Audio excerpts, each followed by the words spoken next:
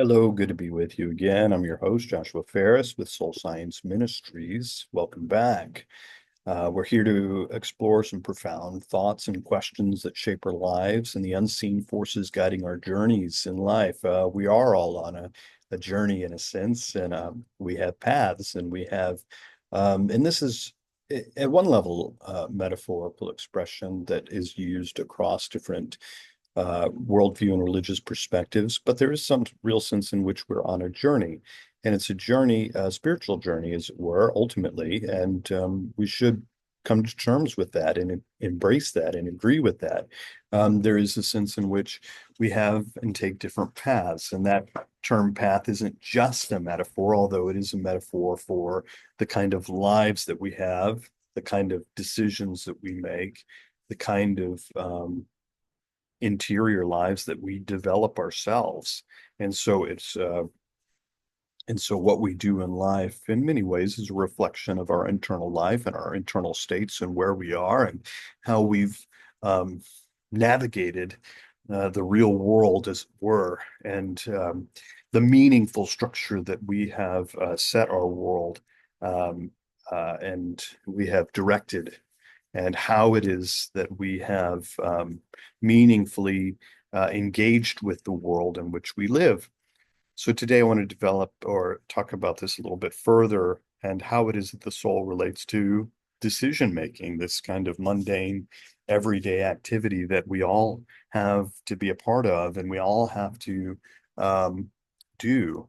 Uh, so, um, yeah, I mean, you have different expressions even in Christianity. I remember Warren Wiersbe with the book um, talking about the hills that we climb, which is another expression for the challenges in life that we encounter and that we have to engage in some way and make decisions about, and we have to.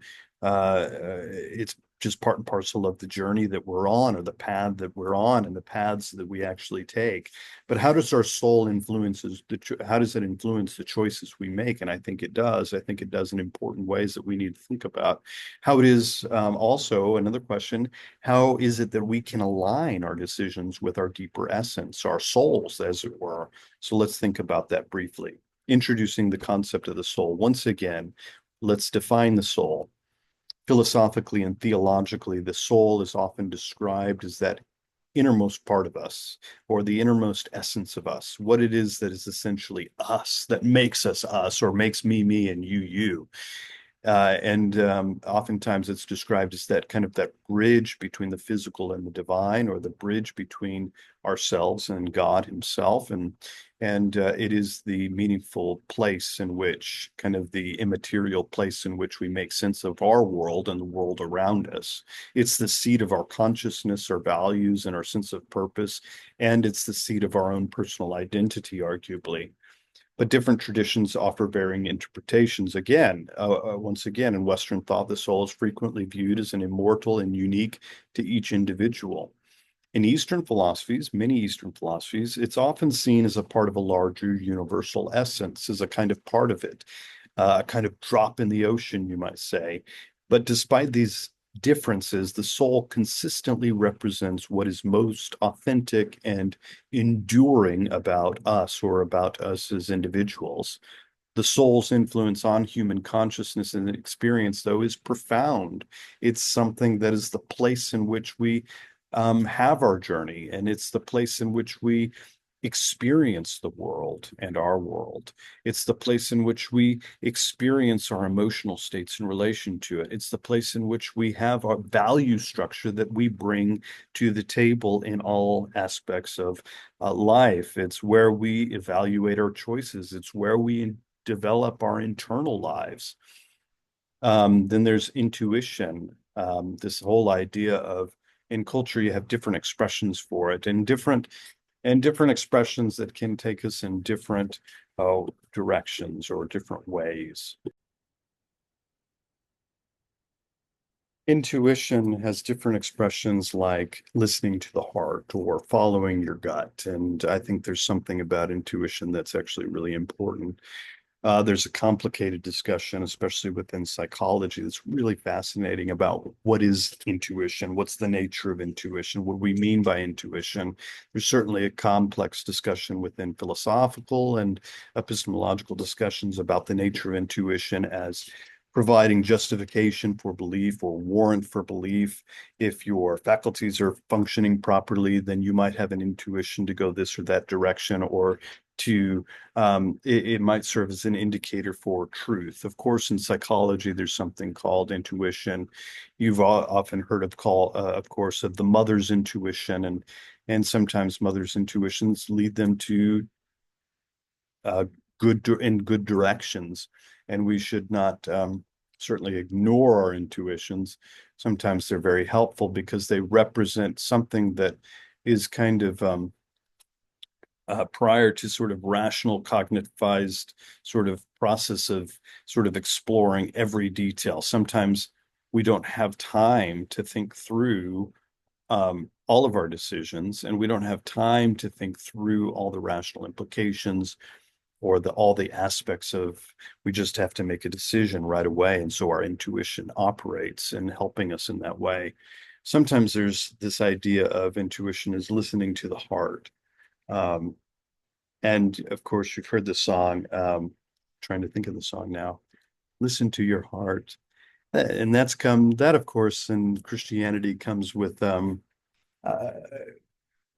mixed. There's mixed ideas about that. Sometimes your intuition, if it hasn't been developed properly, it hasn't been guided properly, it hasn't been shaped by the right sorts of values. So your values maybe are even internally kind of disconnected or in conflict with one another. Then sometimes your intuition or listening to your heart, your emotions can actually lead you astray or lead you away from the truth itself. And so there's this whole complicated relationship, but this also relates to this idea of rational intuition. Is there such a thing as rational intuition that prior to working through some sort of explicit, sort of clear syllogism, I might arrive at the truth more quickly based upon conditioning, rational conditioning that I've developed over time and others have developed over time. And that certainly plays a key role in decisions and how it is that we make decisions and how those decisions actually resonate with our soul's mission, our clarity, our convictions, our values, and how it is that we operate in different uncertain times. There's another question about how the soul is related to decision making, and that's where we find or where we think about or examine the interplay between the soul and free will at the that directly impacts the. These include the age-old questions of how the soul interacts with free will, if there is such a thing even as free will. Philosophers have long debated whether our choices are truly free or whether they're influenced in some way, or they're shaped, or the will itself is basic, or it's a conglomeration, or it's an organized pattern, or it's a complex combination of factors or even predetermined factors. From a soulful perspective, free will exists as a means to express and actualize our inner essence as we integrate with the world and as we interact in the world. So there's a clear relationship between the soul and free will that impacts the nature of everyday decision making. The soul's role is important in shaping our choices, is significant. It's kind of a compass as we look internally, as we operate or cognitively and rationally think through decisions, or emotionally think through what's going on internally and how it is that our internal mechanisms are responding to the environment around us. Free will is at the forefront of those kinds of discussions. Of course, it's related also to the kinds of structure, the internal structures that we develop, our mental, cognitive, as well as emotional, and psychological structures that we develop, and the values that are embedded in there, the desires that are embedded in there, the purposes, the whole. In other words, the whole meaningful structure impacts the whole free will discussion and how that shapes our decisions and how it shapes our choices that we make, the priorities and the beliefs that we have.